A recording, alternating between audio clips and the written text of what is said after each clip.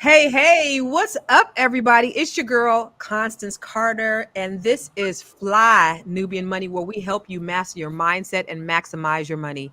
Listen, we are going to be diving deep into a personal topic, family relationships. It includes addiction, foster care, and how we deal with difficult family dynamics. So today we're going to be focusing on Simone Biles, the Olympic champion whose remarkable achievements contrast with the struggles in her personal life. You see, her biological mom, Shannon Biles, she battled drug addiction and lost custody of Simone and her siblings. It led to a strained relationship between all of them. Some of us have personal experiences with foster care system or challenging family situations. That's why we really wanted to talk about it today. And we really wanted to explore Simone's story. We want to discuss the broader issues of estrangement and addiction, y'all. And considering whether Simone should give her mom another chance or she shouldn't. We're also going to reflect on what these experiences will teach us about managing our own family relationships. So, listen, we have a beautiful team of ladies today. I'm so excited to be talking with them. We have Tierra Williams, who is a producer, all things Miss Hollywood. We have Moya Smith, who's a tax professional, and we also have Miss Felice Hightower that's joining us for the first time today, right, Felice? Yes. Glad to Is see the big coach, and she's also a licensed clinical mental health counselor. So before we get into the discussion, ladies, let's take a look at the video that we're going to be talking about. How do you handle the fact that this is brought up every 4 years? I'm over it already. I can't keep dwelling on it. Whenever she's ready, and I'm here. I want her to be able to come to me and say, okay, let's have a sit down because there's some things I want to know. So I just have to have patience. I want to let her know that I love her. I'm very proud of her, but I'm just still waiting, I would like to sit down and talk to you and answer any questions you may have. I don't know what you've been told but, I want you to hear the real deal. I was an addict. I will always be an addict. But there's just a way that you have to learn how to stay away from people, places, and things and change your routine and just change your life. Live your best life. If I need to know anything, I'll call my dad. Hey, Dad, what's going on with Simone? How's everybody doing? He keeps me posted. So you don't have like a direct number that you can even reach out to her? I do, but I won't. Why not? I want her to reach out to me. She's 27 now. She's married. I would like to have been a part of that, but I just have to wait for her.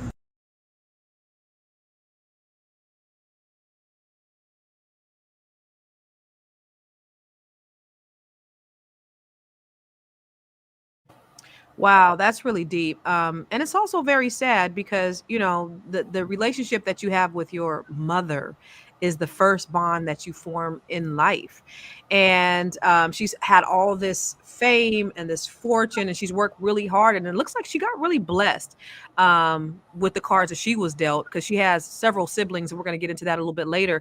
But Moya, what are your thoughts about, this conversation? What's your initial thoughts on um, the estrangement between her and her mom, and do you think her mom was sincere, or do you think she's just putting on for the cameras? Well, I think she's sincere in the sense that she really wants to get to know Simone. Like that's something that's really important. I do believe though that I didn't really like how part of it was cut. So she goes and says the first part, and then you can see that there's a cut, and the cut goes to I'm an addict. I'm always going to be an addict, which they tell them to say. Like they have to say that part if they're in Right. recovery. So that is an important part to say. But if somebody doesn't know that, then that may be a little unsettling. Hmm. So I just didn't really like how it was cut to Right. portray her in that moment. So I could see any parent, doesn't matter if they're Simone Biles, the greatest Olympian to ever walk the face of this planet, or just whoever your child is. I definitely would feel that you'd want to get to know them for sure. Yeah, understood. And then I'm going to go to you, Tierra. What are your thoughts? Yeah, I thought it was interesting that she was just like, I'll wait for her to reach out to me. I'm not going to reach out to her. And sometimes in these situations, me personally, obviously, I've gone through a situation like this with my own mother, who I feel like at some point you have to kind of be, um, it almost sounds like she's like, Simone has to be the bigger person and come to me. I mean, I don't know. That's how I always took it, when it was like, I'm not the one that was wronged here. Like, I didn't ask to be here. You brought me here. And now it's like, well, you can come to me and, so that's, I believe that she wants to have a relationship with her mother, with her daughter, for sure. But there's always this language that I hear in these situations, because I know there's a great deal of like guilt and shame and all these things attached to it. But it leaves sometimes the daughter feeling like, well, if I want a relationship with my mother, I have to reach out to her and get Yeah. it, when it shouldn't be that way. That's like a tightrope though, because Tiara, because on one hand, as adults, we should be the ones to reach out to our kids no matter what, right? We are always going to be parents. And I often think about, I don't have, a drug addicted mother, but my mom, like when I was 14, she like was like, all right, my kid's grown. I'm out. Let me do me. And as she's come back over the years, she's really she really didn't pay no attention to me still, but she's a great grandmother. And when I think about kind of the estrangement with my kids and, their situation, and it's like, he like the phone go both ways. And on one hand, it's like, no, you're the adult. Till the last breath in your body, you make sure you try to reach out to them because you are the adult, they are the child. But on the other hand, with her being so rich and famous and people coming to her for certain things, it's kind of like, well, do I really don't want to be disturbing her? And I really don't want her thinking I'm coming for a reason. And I really don't want her, so there's that also, I think, because people are like, oh, now that she's famous, now she want to be a part of her life. It's like, well, no, now that she's clean and sober, she does. So it's, for her, she's like, I'm gonna extend the olive branch. And if you want to receive it, yeah, it's here. But I don't want to disturb you. That's what it sounded like to me, from her, or for people in that situation who maybe have been sick or something like that's happened. But I wanted to leave the last comment to you, the resident therapist, the mental therapist. What are your thoughts? Because you deal with, these probably deal with these type of situations all the time. What are your thoughts around it? And Go ahead and unmute yourself. Go ahead. Am I? Yeah, you're unmuted. You're good. She's unmuted. Mm-hmm. It's complicated, and it's so easy for us to kind of look in on other people's lives, right? Yeah. But I can't walk in their shoes, right? And so with that, I have to extend grace just off the bat. But I do believe it's complicated. And if her mother is an addict, there's a component of escapism in her life, right? So what can that possibly mean? That she has difficulty being confronted with challenges or conflict. And so she already has a history of that. So just because fast forward 27 years later, regardless of what the situation is, doesn't mean that she's still able to be able to confront difficult and challenging situations. And then you have to understand the timing, right? Like you've made a really good point about the timing of everything and what that can look like. And so right now it feels like she needs permission from Simone as to whether or not what that engagement needs to look like. Yeah. And what is she ready for? She's got to get that permission from Simone. And so that makes sense. And because we're not there and we don't know what it's like, we have to let their lives kind of play out. You know what I mean? And believe that at the end of the day, it's all going to work out for their good, no matter what their choice is and how they go about doing this. But I think she does need permission from Simone. I think Simone has to be the one to say how she wants to go about re-engaging her mother into her life at this point. Mm-hmm. Yeah, I agree. Black children make up 24% of children in foster care, even though we only represent 14% of the U.S. population. Let me ask you, Doc, why do you think there's such a big difference? How does growing up in foster care really affect Black children? Tremendously, right? I mean, first of all, they Black. So right out the gate, I mean, just being Black in America, right? We have all these different layers and complexities. And then you run into this risk where my parents either weren't capable of raising me, my parents possibly said they didn't want me. My parents possibly didn't make right choices where they could take care of me. And then you put me into these situations in homes where maybe not these people want me in their home. Are they going to love me, take care of me? The trauma that comes with abandonment, the trauma that comes with being into an environment where you're not wanted, not just by the parents, but possibly the other siblings Yeah. in that household already who don't necessarily welcome you or want you there. It's all these layers and complexities of trauma that is introduced to already somebody being in a country where they already have a perceived deficit. Now, it's not real, right? But it's perceived. And just imagining the resilience that it takes to be able to get yourself from out of that situation and become a citizen, right? And not a statistic. And all these other things, it's powerful. And so I give kudos to all the children who are making it in foster care and who are making really good choices to say, just because I started like this doesn't mean I'm a finish. Right. Yeah.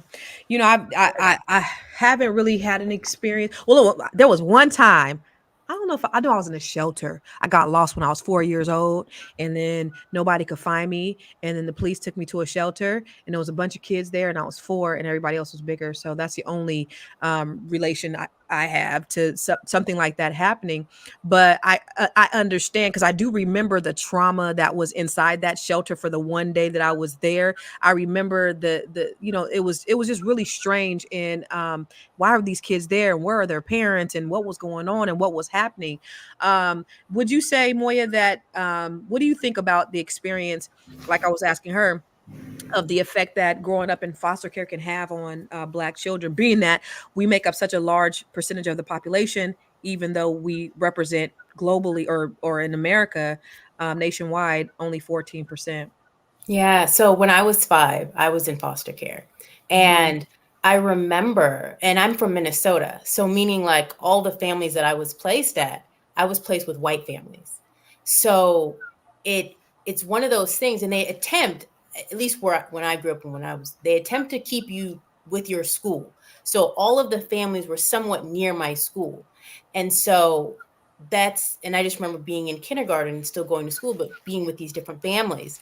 And so it really is a traumatic process in terms of, oh my gosh, I'm in a whole new place, because my mom too was addicted to drugs and alcohol. There was substance abuse there. So I definitely understand what it means to be feeling like you don't have a home and don't have a place. The good thing about it is that in Simone's case, it was her grandparents that were her foster parents and that adopted her. So she had this level of equal footing. I mean, I'm not here to say, because, there's a segment when she's talking with people on Dance with the Stars about still how even traumatic that was for her. So I don't want to minimize that, but there is a difference in terms of, being able to be with family and be with strangers. So let me ask you this, because doctor said that and when you're in foster care and you're in these situations, you feel like they don't really want you there. There's all of these elements that you have to deal with being in foster care.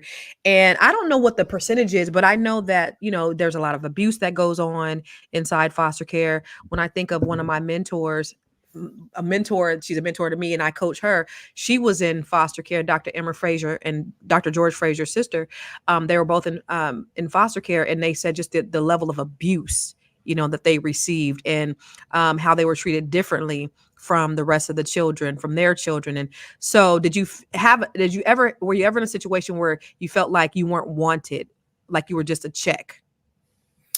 No, I never felt like I was a check, because I didn't even know that's what that was. I never knew there was an exchange there. I definitely do have memories of feeling like I don't belong there, like I'm not a part of their family. And I feel like even to this day, depending upon where I'm at, it still takes me a while to warm up. I'm still I'm a very, very friendly person, but I still have to kind of like scope out the setting before I just like jump in and I'm like engaged and in the conversation and all, all those like things that some people are able to just immediately do. Yeah, you So gotta keep your head on a swivel, like, right? What about you, Tiara? What do you how do you think it is? How do you think growing up in foster care affects Black children? It definitely is a traumatic experience. I myself was considered a ward of the state of Nevada when I was 4 years old. And so I was taken from my mother, myself and my sister, and she was actually taken to the hospital because of the situation that happened at the house and why we were taken all together. But my mother was somewhere doing drugs and she left us with somebody who was high, and so my sister was a newborn, and he literally, because she was crying and he was high, he took my sister and he threw her, and she hit the wall and then hit the floor, and she was like a newborn, so she had to go to, and obviously that was the day, but my mother was I was in foster. I was probably like just with CPS for a little bit before my family member came to get me. But like I was, even though I lived with a community of my family, it's still like going from person to person to person to person to person. So I had to experience all of that. And it's so funny because unlike Moya, it takes her a minute to warm up. I'm observing, and then I walk in and I'm the life of the party. Like I'm trying to immediately get people to like me. Hey girl, I still have that to this day. I can walk into a room, which is now a strength, but I walk into a room and I can pretty much I'm like fire. I mean, I'm like a moth to a flame, because I know I'm just trying to get everybody in the situation to feel comfortable with me so I can stay.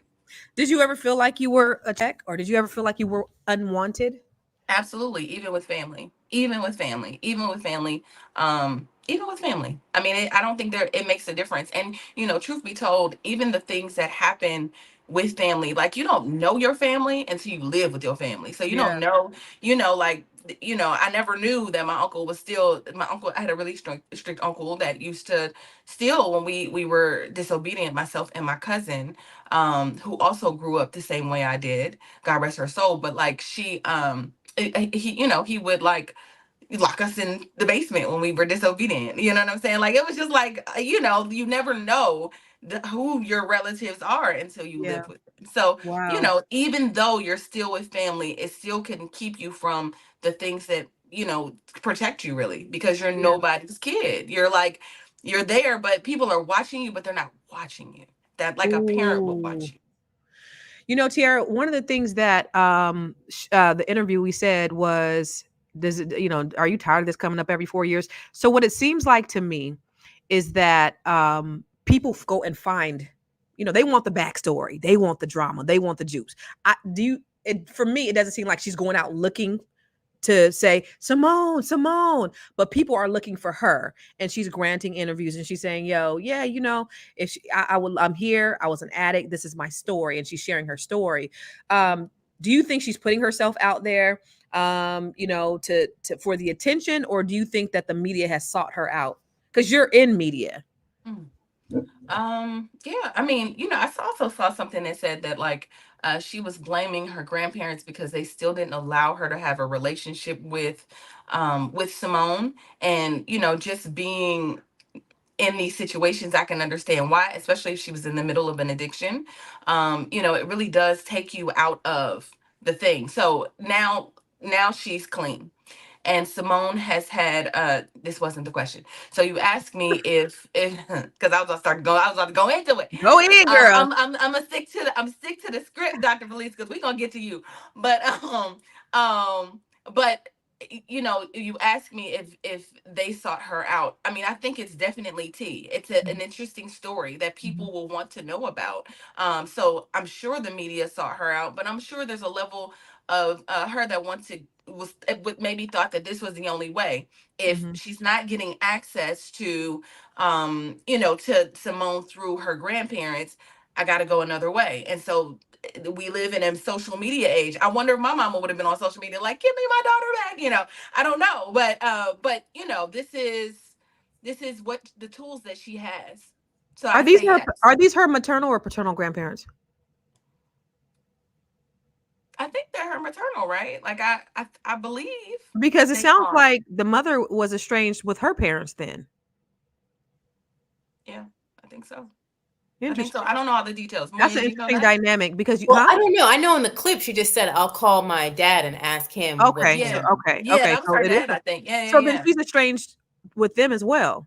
Yeah, I mean, when you're in a listen, I'm the type that'll watch like what is it what is the intervention? I'm the Uh-huh. one that'll get caught on like an intervention marathon, and I'll realize like sometimes when I'm doing those things, it's so draining to every party involved when you have to deal with not deal with when someone has an addiction or so many things that's you're anxious and you're having all of these worries about your loved one, and sometimes you have to like disconnect from that. Yeah.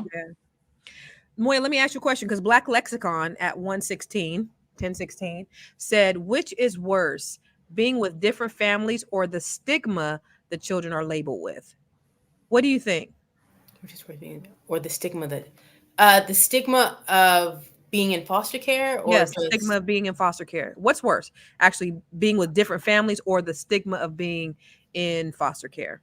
okay. Well, I feel like, and I thank you for that question, Black Lexicon. I think it depends. Like, so for me, I was in foster care until I was 5. When I was 5, she was able to get clean to get me back.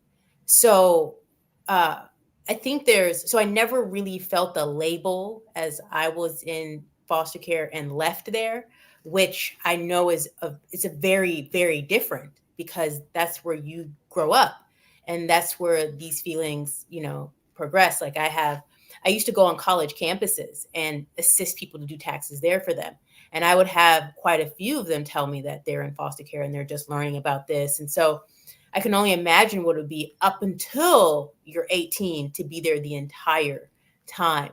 Yeah. I Yeah. do believe there is this stigma about, um, I felt a stronger stigma of having a parent that was addicted to drugs versus Mm, me being in foster care.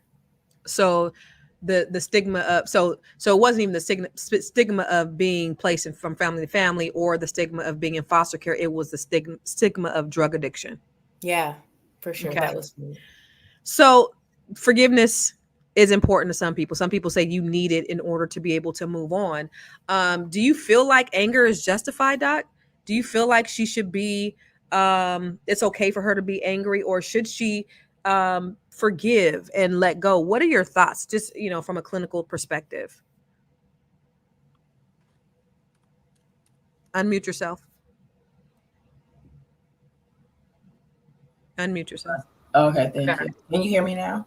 Yep. Yes. Okay, so I have a personal and a clinical view on forgiveness. And bottom line, forgiveness is power. It's your Mm. personal power.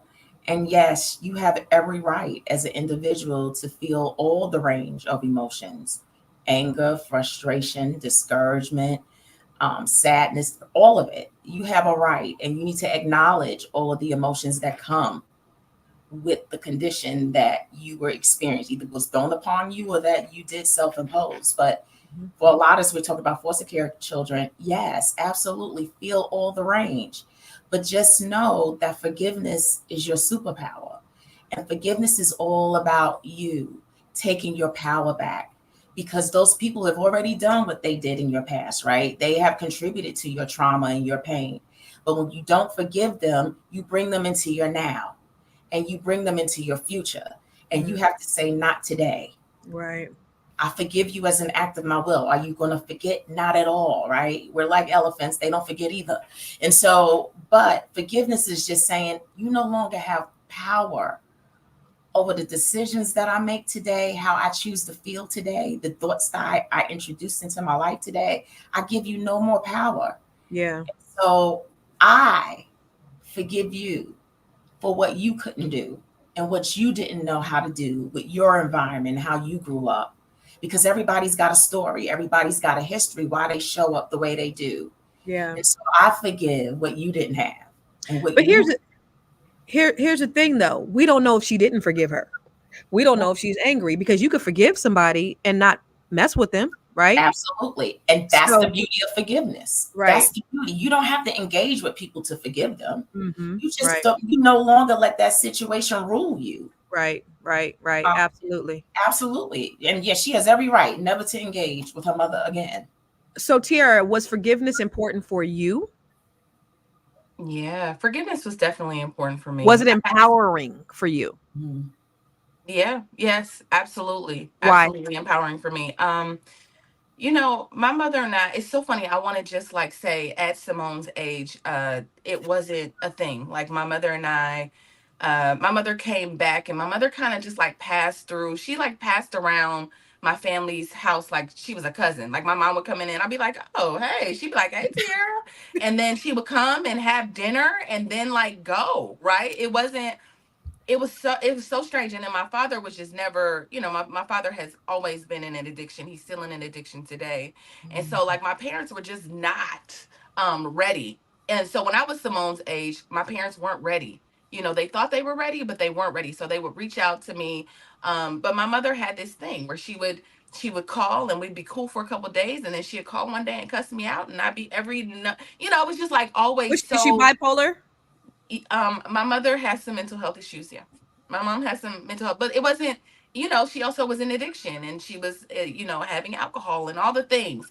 But I will say this: like in the last few years, my mother has come back and she finally was ready, and I could tell the difference when she was like, "I'm ready to be your mother. I'm ready to be a grandmother. Like I'm ready. I'm ready." So, if you can give me a chance to do that. And it's been, that was 3 years ago, and and I'm an adult, right? And it's just now that we're finding a space, and she's healthy enough for us to find a space. So I think that's the thing too, just allowing everyone to be ready. Even if Simone never comes around, I could have said, nah, I forgive you, but I don't want a relationship with you. But there's been such a benefit from having my mother in my life. Yeah, We still have days, but for the most part, she's a joy to have in my life, sober that's and amazing.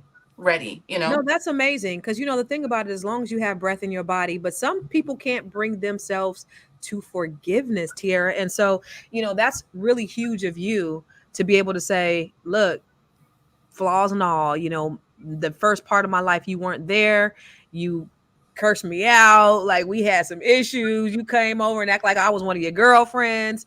But no, I accept you in my life and I want you to be a part of my life as my mother. I think that's amazing because some people can't get past that. That takes a lot of self work.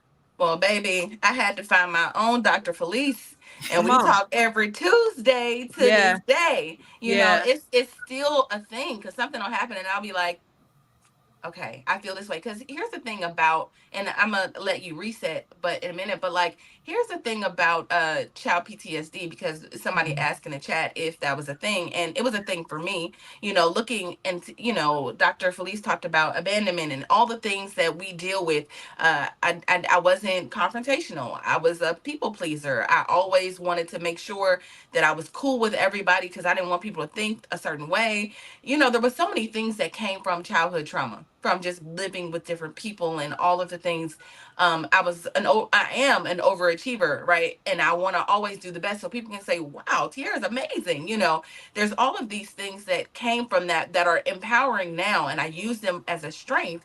But in the moment, it was just me trying to go along to get along. So, there are days when things happen to me in real life, at work, with friends, and it'll trigger Yeah. something, whether it's abandonment or whether somebody leaves. It's a man that goes, you know what, this isn't going to work for me. And I go, okay. You might Like not good there's, enough. there's, there's these I things, and feel it has nothing abandoned. to do. Yeah, there's nothing, it doesn't have anything to do with me.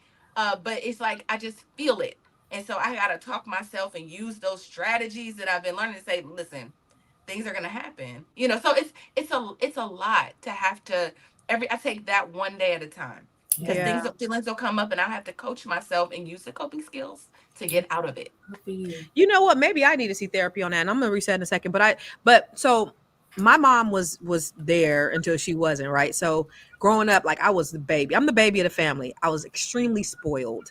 In terms of like them loving on me, kissing on me, telling, because my parents were young when they got married, or when they had my brother. My mom was 16, she had my brother 19, she had my sister, and I think 24 by the time they had me. So by the time they had me, they kind of were a little bit more mature, but not very much. So they would break up, get back together, break up, get back together, break up, until I was 5. Then they were together till I was 14. And then my mom was like, yeah, I'm out. Y'all figure something out. But even when she was there, she was very, I'll say, a free spirit. She used to just, kick it with her homies. They, used to smoke all the time. I knew where all the little drug spots was all over San Jose. And so and we had, in my household, we had 19 people living in our house. My parents always would just, anybody who wanted to come live was, they could. Now we have a family of 5 who got 19 people living in our house, just, there. And so I was exposed to a lot. But even through that, so my mom left because she was like, I'm doing me. She got her another man and she did her thing. And so, but still, you have that thing with your mom where no matter what they do, you still want their approval. Right. So I would always share things with her, and she would always disappoint me by, just going off on me or saying something crazy or being real negative, always. And so, but she's great grandmother to my children. So even now, I love my mom. My mom's great. She'll do anything for me. She's there. But the issue I have with her is that there's just this barrier that I can't move past, because like there's that fear that she's going to say something to hurt my feelings, or, you know what I mean? So when she calls, I'll be like, but I'll answer the phone, but I'm just like, so there's not that longing for, I want to share with my mom and all that stuff. I don't even want to be really bothered with her, but I do, but I don't. Right. So I want that because I know she wants that a lot. But then there is that PTSD. Like if I do, she might say something. She's going to hurt my feelings. She's going to go off on me. She's going to embarrass me. She's going to do something to try to hurt my self-esteem. So I need some therapy on that too, my guys, because, I wasn't in foster care, but, you still do have, some of those childhood traumas that kind of will build up in you and, make you feel a certain way.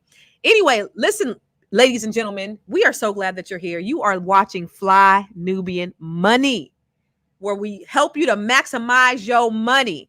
Listen, every time we come live, if you want to get notified, please text the word Queens to 87948. You see that right there? Queens 87948, so you can receive notifications. We are here Monday through Friday, 10 a.m. Pacific, 1 p.m. Eastern. And guess what?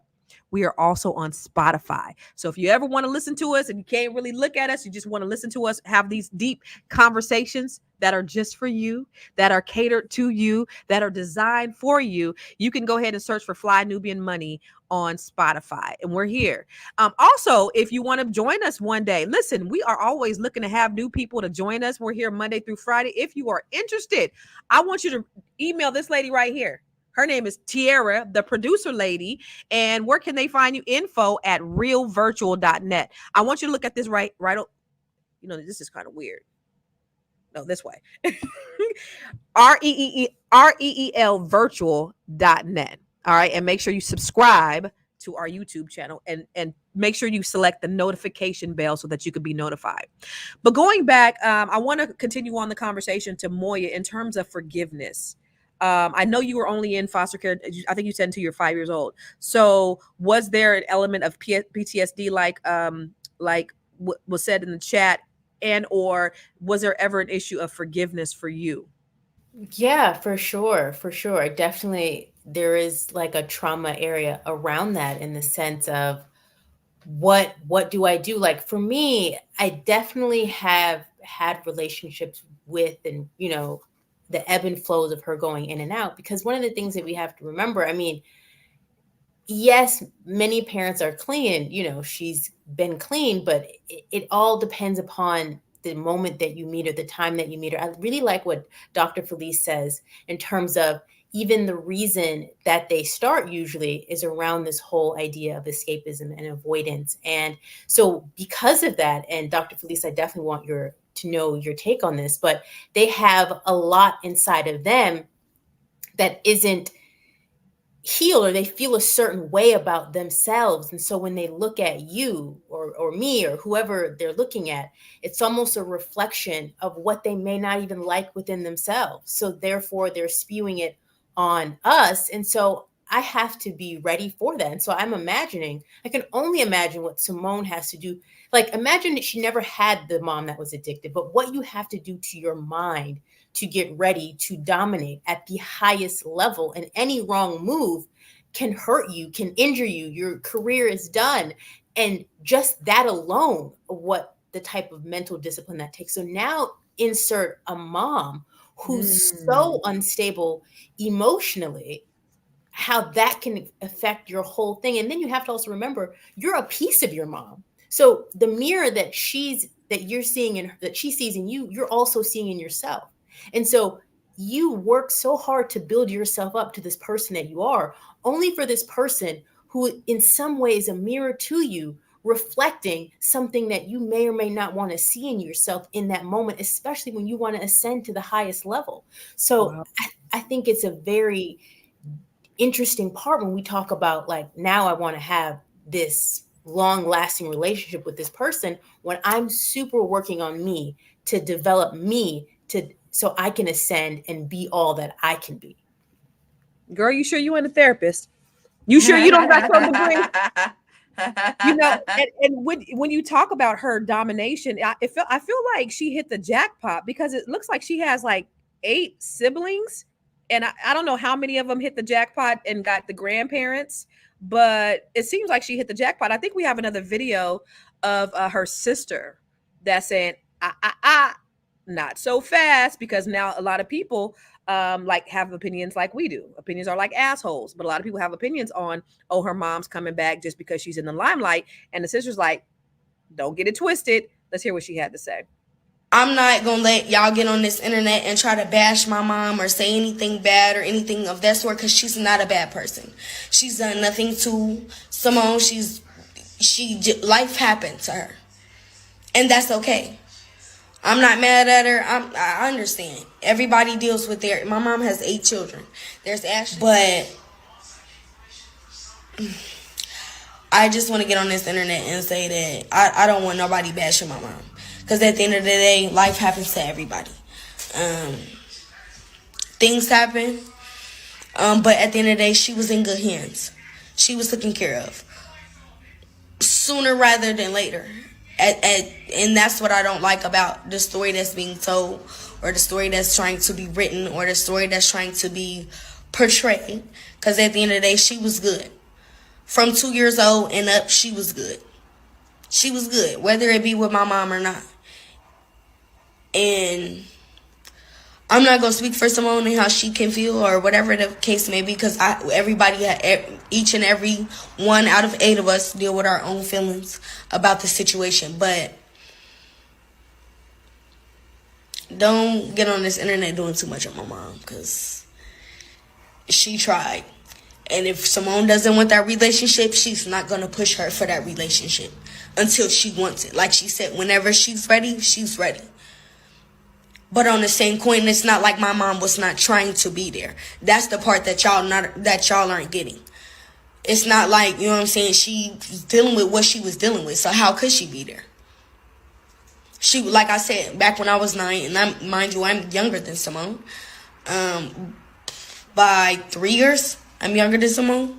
So she was dealing with what she was dealing with. And everybody dealing with it how they dealing with it. And that's okay. Ain't nobody mad at her. I have my own problems with Simone, but I'm not going to get on this internet and do too much on that, because I already tried, and y'all tried to fake ass bash me for that. So I'm not going to do that, because y'all trying to make it seem like, oh, I'm just jealous or whatever. But at the end of the day, I just wanted my sister. So it is what it is. But all I'm asking is not too much on my mom. Thank you.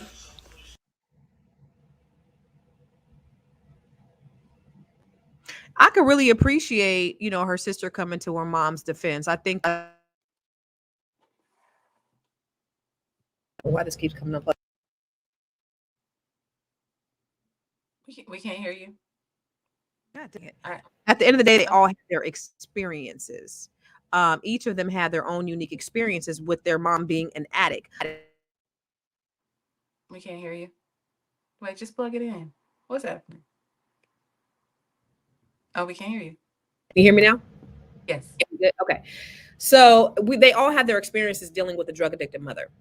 And if everyone else is willing to accept the mother, then you got to wonder why can't she? If they are all, because are all, because she said there are 8. And by the look of them tattered blinds behind her, I don't think she had the same opportunities as Simone did. So, do you think, Doc, that maybe there is some type of maybe rivalry, or is it that discourse just because maybe she's the one that got that golden ticket, to the grandparents' house?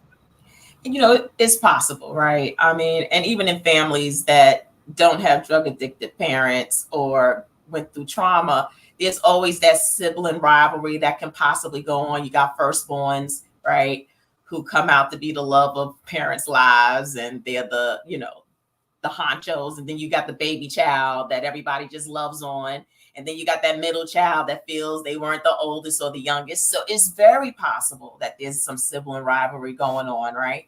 And they all have to figure some stuff out for themselves. And it looks like this sister has chosen to be able to show a little bit of different compassion towards her mother.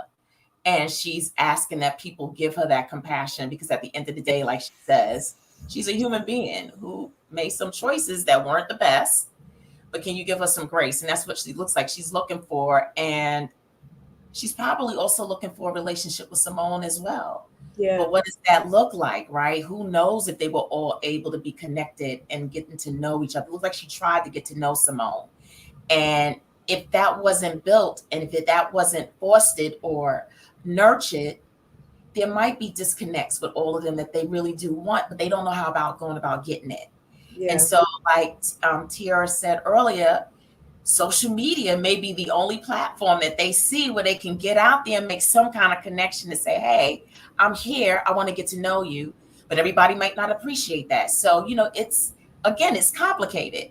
Yeah. And so it would really be nice if there would be a mediator that could just say, hey, and bring everybody together and say, what's a good day and time that we can kind of start being able to build this into something that we all can be proud of and be able to love and become a part of. Right. That's good. I want to ask everybody that's watching. I know that there are people that are watching that have come from all walks of life, and you've had your own experiences around forgiveness, maybe around trauma, maybe around childhood trauma. What are your thoughts? Should she forgive her mom? Do you think that she should forgive her and kind of keep her distance? Do you think that she should engage her? Do you think it's important for, no matter at what age, you should have a relationship with your mom, a good solid relationship with your mom? What are your thoughts in the audience? We're interested in hearing what it is that you have to say. Moya, what do you think? Because I don't know. So I don't know your situation. You said you were in foster care until you were 5 years old. Did you have siblings? Were they also there? Was there, because sometimes siblings are put in different foster homes. So from what Dr. Fraser told me, or Dr. Pendleton told me, she said, because some of them were in this foster care and some of them had better opportunities than other ones. And then it became, sort of a contention between the siblings because they didn't have the same opportunities because of the different types of foster care. Did you have any of that kind of situation, and if you did not, what do you think about sort of the dynamic of her and her sister? And she said, I got my own issues with Simone, so I don't really want to put that on this here internet, but what do you think about that? So that's so interesting, because I saw the same thing as you, Constance, because I was like, first of all, I was like, which sister is this? And then once I saw those blinds, I was like, oh, that's not the sister that's with Simone. That's not that one. The bonnet, all of it. Go ahead. Sorry. So I did quickly discern that, because I was curious to know that. And one of the things that I think we have to really keep in mind, and Miss Black Hollywood would have definitely a more of an opinion on this, but I think also about how you have to protect your circle, especially when you become the level of famous that Simone Biles is at. So someone that's always going to the internet, I don't know if I want that person in my immediate circle when I'm looking to keep things personal. I don't know if, every nitpicky thing that I do is now something that people want to talk about.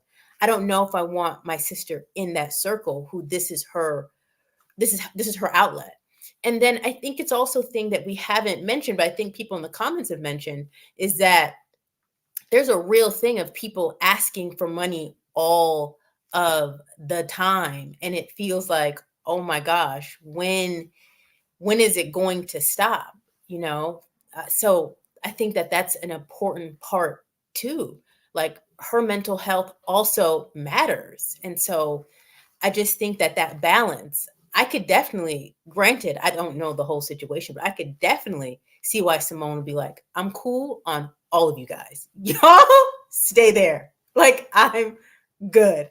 I could see it. I could see it. Nope, can't hear you. What do you think about the dynamic between the sisters? You know, it's so interesting because I'm not famous, but I do work in Hollywood, right? I've been here for a very long time, worked with a lot of people, and um, my dad has like 12 kids, right? Mm. And it's so funny because he got kids that'll call me and be like, sis, I'm trying to come out there. I'm trying to come to Hollywood like you. I'm trying to work in a business. You an actress. I'm trying to work with you. I be like, if you don't sit your ass down and get out of my face, like get out of here, right? Like I'm about to be working with you. I stopped answering the phone. It's like if you don't get out of my face, right? So okay, so I remember, and this could be a joke. Like I'd be sitting somewhere with one of my best friends. Say we were like we could be anywhere, and my dad's kids will randomly be like, "Is your name Tierra Williams?" I'd be like, somebody will randomly approach me and be like, "Is your Girl, name the fact that Tierra?" you said your dad's kids and not your siblings says It's everything I it's need to know. hard. It's hard. Is your name Sierra? Yes. I'm your sister. I just wanted to come meet you. Like all of them have the bonnet, tattered blinds kind of feel. And so I'm not saying like I'm Not better the and I'm not bonnet. saying Wait, this is wait, wait, wait, wait, wait. the Not the bonnet, bonnet, tattered the blinds kind of the feel. the bonnet and the tattered blinds is the energy. And I'm telling you, when it's bonnets and tattered blinds and baby, look, I'm about to come to Hollywood with you, sis. I see you out there with celebrities. Oh my God. Like I get all of that. I'm just saying, like I get all of that. So it's just like I'm not famous, but I definitely have done my thing. And that's that. So it's like I could see how someone could be like, because when you don't grow up with someone, when you don't have that relationship, when you don't have that connection, it's hard to force it just because this person has the same blood as I do, right? When you might have grown up in a house where you feel, I grew up with all of my cousins, right? My cousins were my siblings, and so now I have so many sibling cousins, and I'd be like, oh, that's my sister, like, and we grew up that way, and it's so hard because, and I'm gonna say this, my sister, my mother's daughter, um, who was taken away at the same time I was. She lives in Las Vegas still. And a lot of the time now is that we're adults and I'm like, hey girl, you want to come to LA? Come to LA and hang with us for Christmas. We love you. We want to see you. And she will ignore me. She will. She will not. It's just something about seeing me that reminds Mm. her of her life and what Wow. happened in it and what didn't happen. And not even like, I mean, just like the people that she grew up around. She was like, why didn't the family take me? Why didn't they do this? Why did they just take you and leave me with all these different people? And so it's very hard to it's just hard. Sometimes like certain things can trigger that. And it's better to just stay away from it. When I turned 17, I call it an emancipation, but I left my family and I went and I just did something else. And I lived somewhere else, and then I moved to California, and I still have stayed away from my family. I love my family. I'm very close to a lot of them, but there's a feeling like where people see you the way you grew up or see you as that 16-year-old or that 14-year-old or that 13, something I don't want to be associated with, actually. You know what I mean? Because there's so much that it triggers so much when you're going to be like, look at little Tiara. Come, what you think you doing something in Hollywood? Come in here. I'd be like, I'm a grown ass woman. And so, it's just it's difficult. I understand where Simone would be like, I'm not messing with none of y'all. My life is here, and not that she's better, but it's probably better for her mental health, you Right, know? right, right, right. Marilyn Sewell said, I thought it was called survivor's remorse, Mm. right? So the Doc, person what who's what at do you say? the What do you say to that? Is there a survivor's remorse? I mean, it is, but I don't know. I mean, normally that comes in like with somebody, I don't know if y'all saw recently where that plane crashed in Brazil and the one guy who said he was running late and missed the plane. Oh yeah. So that could be a form of survivor's remorse. Like, why me? Why was it that I didn't get on the plane? What made those people get on the plane, but I didn't? So that's normally when you use that. It's possible that, I don't know, I wouldn't put it there, but it is true. People do have that. But I did want to talk about what y'all was saying, and the word is boundaries, right? Mm-hmm. Like, we love our people and we can forgive them, we can do all that good stuff, but you have to have boundaries.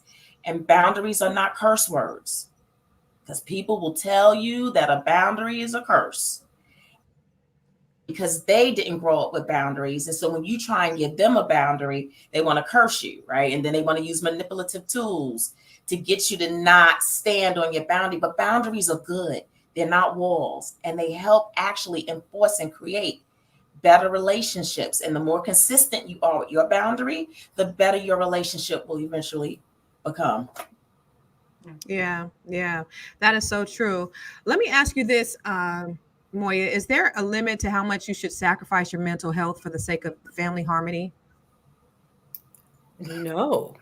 I mean, that's meaning like, no, I would not sacrifice any part of it. I think sometimes what the Dr. Felice said is so true, though, is that we probably do it unknowingly, though.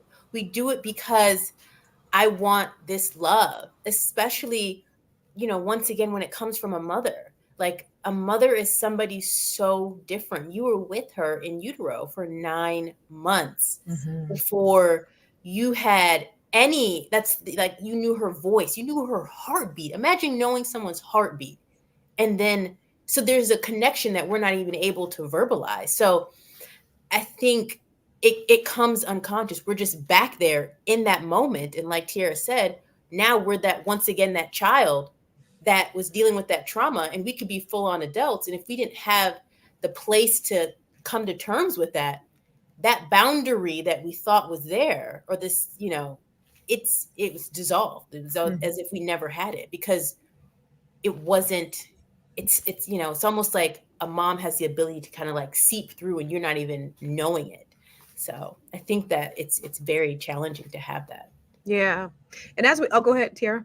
You know what I just think is interesting? I'm gonna just say really quick, going back to the video, some language. I'm always paying attention to language, because I feel like when you come up in these situations, you're forced to, you sound the same. Like it's like a trauma manufacturer, right? Like, yeah. So when she was talking, she said, but it's okay. But my mom did her best. And I mean, people go through what they go through. It's like, it's insane how children have to do that.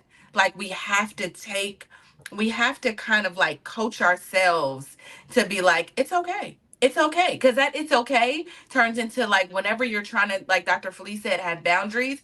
I used to do that same thing. Like, it's okay. My mom, I mean, it's fine. I'm not affected that my parents are there. It's not okay. It's okay. They have issues. They've had issues. It's fine.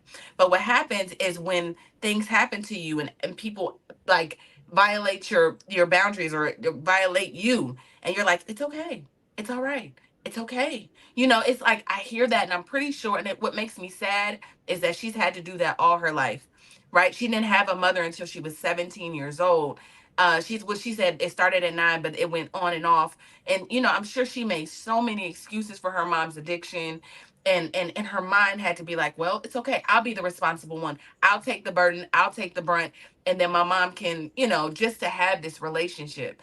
It's so hard, that's hard, and I hate that for her, because I hear it, and I, unfortunately, even though she got the bonnet and the tattered blinds, I know how hard life has been for her. And so, I don't know, I can hear it. I hear her reasoning. Yeah.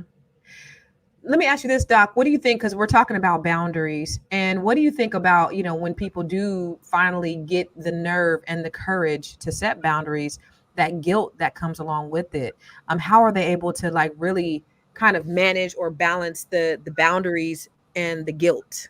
Well, first, give yourself some grace. It's going to take time, right? Because you've also been programmed to behave, like Tiara was saying, a certain way. So you got to give yourself some grace when it comes to you, and you start valuing who you are as an individual and this walk that you need to take care of your mental, right? Like you said, at all costs. Boundaries are key to that. And so you got to give yourself some grace. And then you got to tell yourself the facts. When you get that negative thought that comes that wants to make you feel that guilt, you got to replace it. You're like, nope, not today. Right? You got to change that thought so that you change that emotion. And guilt is an emotion. And it's self-imposed because it's not accurate. In that moment that you are taking care of your mental health and wellness, it is not accurate to have guilt. It's not an accurate emotion. So you got to change that thought so you change that inaccurate feeling. And then you practice. You practice. And then blame it on your therapist. My therapist told me I'm practicing. And I'm doing my boundaries come hell or high water, and I'm practicing. You just give them that word. That's your word. I'm practicing. And then what do people do? They'll start to get in line, and they'll start to experience the beauty of your newfound relationship with these wonderful boundaries you're creating for yourself.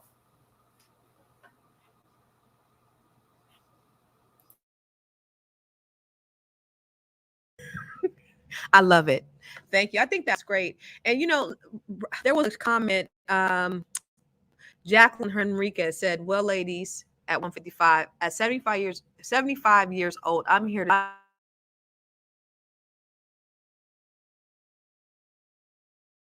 sorry. I'm here to tell you that some relationships are so toxic you must withdraw yourself from them for self-survival."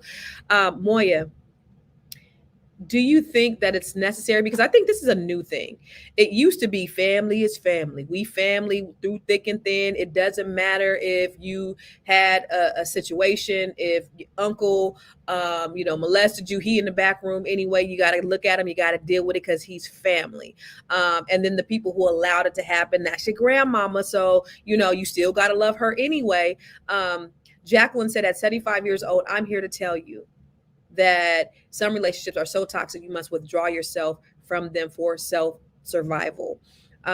Is that something that you think is necessary?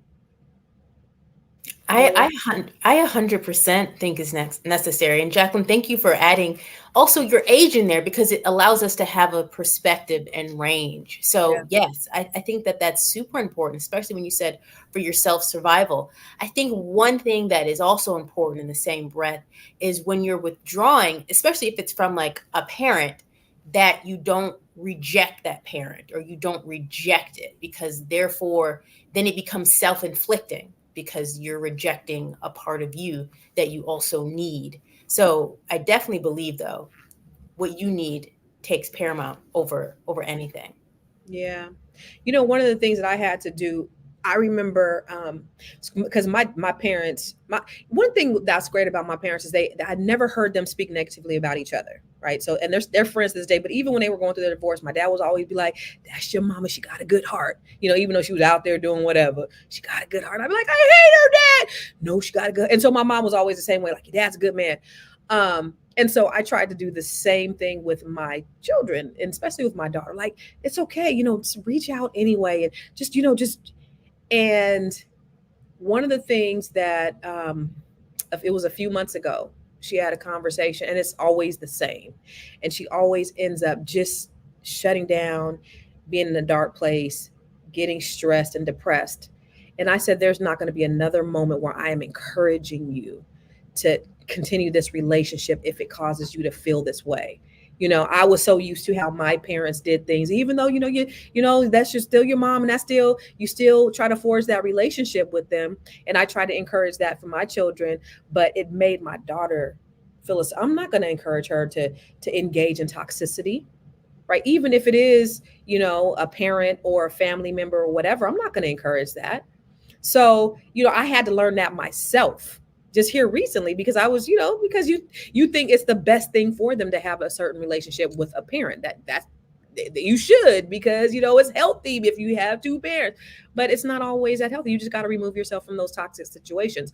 I want to go to the comments though. Wait a minute, um, before you do that, oh, doctor has to log off in about a minute. oh So we want to get her no, oh final shoot, thoughts yes, I didn't on, even realize the time, girl. We got to yes, go. we got go I ahead, got go so ahead. wrapped up in the conversation. Doc, what's going on? Tell us what your final thought and where we can find you. And listen, welcome. Thank you for coming on with us. I Oh, hope to thank see you. you Y'all often. are You've been wonderful. amazing. Yes. I thought we was going to get a chance to hang out afterwards. No, no, no. Uh, And Constance, I remember you from the Power Network experience, and you were awesome. Oh, I this was this year? Was it this year? in Charlotte. You was in Charlotte, right? Yes, I was. Yeah. Okay, good to see you. Good to see you. So my final thought is, first of all, this was some powerful dialogue, and it's so encouraging to see beautiful, beautiful, powerful women having really good dialogue that people can relate to. But my final word is love, right? Love supersedes everything. In spite of all that we go through, and this life is not easy. No one said it was going to be easy. And as human beings, we flakes, we make mistakes, we make bad choices, but love always conquers. And that doesn't mean that you have to be friends with people. It doesn't mean you have to engage in toxic relationships to be able to love people. You can love them from afar. And most importantly, we must always love ourselves first, because we can't love good and we can't love better if we don't love here first. It starts with us. mm. So that's what I'm going to leave people with. I'm going to leave you with love. That's a good word. Thank you, Mama. I appreciate it. We're And about to where get can off. So, and where so can they Miss find Moya. Oh, and where can they oh yeah. find Where can you? they find you? Oh, thank you. So I am www.thebebigcoach.com. I'm Be Big Coach on Instagram. I'm Be Big Coach on Facebook. And I'm also Real Talk with Felice. So you might get both of those. Okay. What's your Thank you. Instagram again? It's Be Big Coach Be big. and Real Talk with Felice. Yeah. Okay. Thank you. Thank you. Thank Thank you. you. All right, Miss Moya, what are your final thoughts? So my final thoughts would be really to give yourself grace. Give yourself grace through the journey. Give yourself grace as you're expanding and growing. And understand that, as what Dr. Felice says and what some of the people in the comments said, that you have to do what's important for you to be and evolve into your best self. So my name is Moya. You can find me at moya.business on Instagram. Moya, you are always amazing. But before I get to you, Miss Tierra, I want to just look at some of the comments that are up here. Jacqueline Henriquez says, I had at 159, she said, I hadn't spoken to my mom for 3 years at the time of her death. Today is 16 years later, and I benefited from the separation, and I can see clearly now. You know what? That is so strange. I had a friend, and this is the thing that I tell my kids. And so maybe so I had a friend, and she had a really tumultuous relationship with her mom, really, really bad. And when her mom was on her deathbed, she was just like, good, I hope she dies. That was her feeling. Like, I just hate her so much. I hope she dies. But she misses her mom so much, right? So now today, 5, 7, 8 years later, she's like, oh my God, like if I could just see my mom one more time. And so I try to tell my kids, like, no matter how you feel now, once they're gone, they're gone. Like, you can't have that back. So that those are the things that I try to encourage them to do. But from what Jacqueline said, she's like, I'm better off. And so I just, that kind of makes me sad. But some people are just so toxic that there's just no coming back from that, right? What do you think, Moya? Just real quick, I just wanted to see what your thoughts was on that. Yeah, I agree. I was going through some of the comments too when you said that. I agree. Sometimes you really just have to do what's needed in order for you to show up your best self. Like I know for me, I hadn't spoken to my mom in like a long time. And then the day that I talked to her, she's like, can you borrow me some money? So like, I'm like, did you miss me? Like, did we? So like, I understand it. I definitely understand it. Yeah. So Tiara, somebody said Simone is trying to build a marriage and wants to start a family. She must put these life experiences first. What do you think about that? Um, she wants to build a family. she must put these life experience. Let me see. She's trying to build a marriage and she wants to start a family. I think that's fine. I think her experience will teach her something about motherhood. She will be the absolute best mother because these situations have a way of making you aware of how you're showing up for everybody, but especially for your children. My daughter doesn't go without me. She doesn't go without me for very long. She has access to me. We have conversation, so it's just, I think Simone will be great. And, she may want to focus on her own family. And that's great. That's good for her. Yeah. She doesn't have to bring all of her, all the not the family baggage, but she doesn't have to bring that into her new life if she doesn't want to. Yeah. Mary Sewell at 142 said, I agree with the sister. My mom was a great person. What she couldn't be to us, she became it for strangers. Her homegoing was standing room only in a church that holds 1,500 people or better. Let me ask you this, Moya. Would you be resentful if your mother was not a mother to you, but she was a mother and she was everything to everybody else? How would you feel about that? No, I wouldn't be resentful at all. I'd be super grateful. Oh, mother to everybody else outside of me, not Yeah, in except the family. you. Yeah, she wasn't a mother to me, but she was everything to everybody else. And so her funeral, 1,500 people. I would. Okay, so if that was the case, I thought you meant like to my to like to her Right. grandkids. No, but to everybody, yeah, I'd feel some type of way. For Feel. sure. What I'd feel. about you? What about you, For Tiara? sure. For sure. For Yeah. sure. You For can't be sure. I there. mean, people do that, right? Like where they're like, at the church being everything to everybody and putting up a facade, and then they get home and they like ignore you, like, or whatever. I think people do that. It's a real thing. Sometimes it's like narcissistic behavior, though, right? Because you want to appear to be this great person, but the people that you're closest to, you treat them like crap, right? Yeah. Um, all right. Well, we're gonna go ahead and I thought you said something else. There was some other comments I wanted to look at.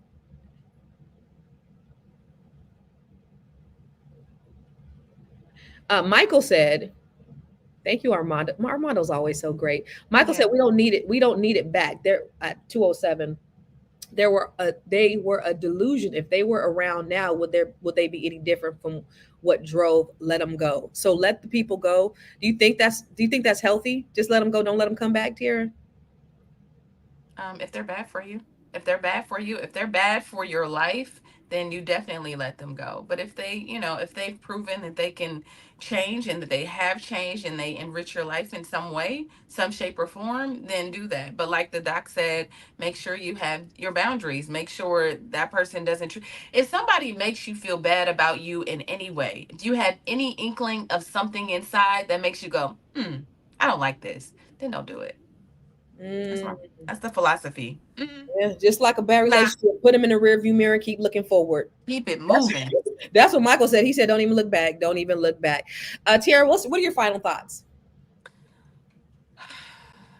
This has been a really good conversation. I didn't know what to expect. I know, in my head, I was like, we're gonna have this conversation. It's gonna be heavy, but actually, it didn't feel too heavy, and it didn't feel like a sad song. Like, oh, this is what happened to me, and this is what she did to me, and she did just like Simone. Like it didn't turn into that, and I'm grateful for that. I feel like just hearing Dr. Felice talk about it from her perspective, and then obviously having my sister Moya on, who is my sister in so many ways, but like, I feel like she is one of my soulmates on earth because of what we've both experienced and how we can relate to one another.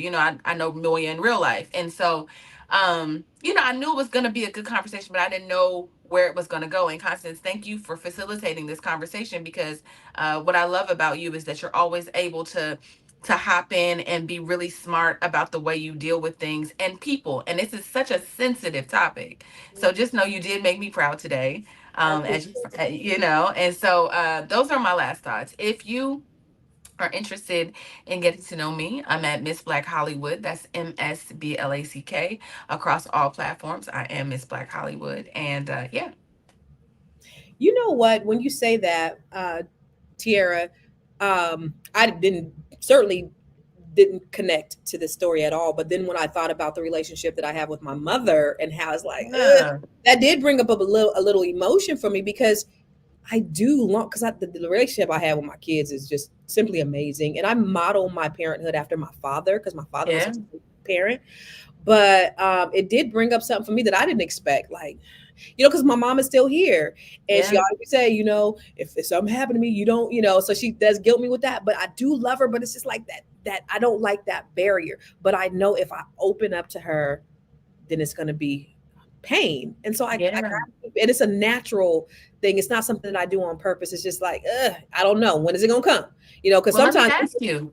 Let Mhm. me ask you, have you talked to her about that? Have you said, listen, mom, I don't like how sometimes you make me feel this way? Or have Yeah, you spared her feelings? You yeah, have? And yeah. what did she say? I ain't going to do it no more. And then she does it again. Yeah. Mm. So like I could go over there. We lived down the street from each other, and I would go over there, and we would be cool for a good minute. But if we go over like 14 minutes and 57 seconds, we get to that 15-minute mark, it's on and popping. And then she got to bring, yeah, because your sister and your brother, we all said that we don't like you, and just she got to bring everybody. She always need to co-sign. I be calling my brother and sister. They be like, Mama lying, Mama, but she always got to have somebody to, have her back. But it's always something. So it's like I got to keep my guard up because if I don't, she gonna get me. And so but I don't like that. But I mean, it is what it is. She's 70 something years old. I love her to death, but I wish I had a relationship with my mom where I could say, Mom, I really want to talk to you about this, because it's always 99% of the time going to turn into something negative. Well, you shouldn't be doing this, or Mom, I have this really great business opportunity. I do business. You gonna try to tell me how to do business, lady? Like, nothing about, but it's always something negative.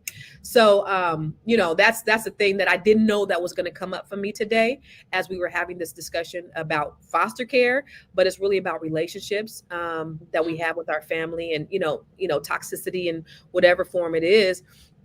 I love my parents enough to be able to deal with it, because I cherish the time that we have on this earth, and I know once we're gone, and we ain't coming back, and I'm not going to see them again. So, for me, I just endure what I can, but I will shut it down, and I won't answer the phone. And she will call me 50 times until I do, but I won't, and I'll block her for the day. Whatever. Like we do that.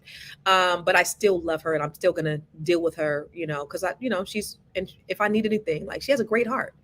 There's just something about me. You know what I'm saying? It's something about me.